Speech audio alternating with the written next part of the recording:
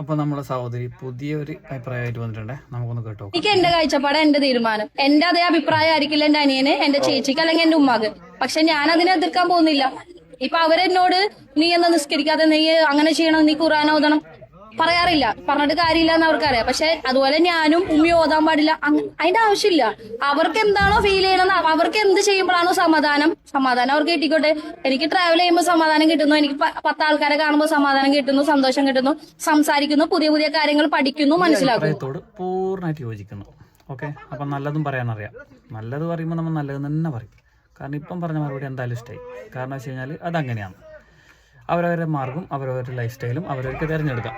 പക്ഷെ എന്ന് കരുതി മറ്റുള്ളവരിൽ പോയിട്ട് ഇടപെടേണ്ട ആവശ്യമില്ല. കുറ്റം പറയും വേണ്ട, മറ്റും പറയും വേണ്ട. ഇതിനിടയ്ക്ക് നല്ലോണം കുറ്റം പറഞ്ഞുകൊണ്ട് ഞാൻ അതിനെ കണക്കായിട്ട് പ്രതികരിച്ചിന്. ഇതിന് എനിക്കൊന്നും പ്രതികരിക്കാനില്ല. കാരണം വെച്ച് കഴിഞ്ഞാൽ ഇപ്പം പറഞ്ഞത് കറക്റ്റ് മറുപടിയാണ്.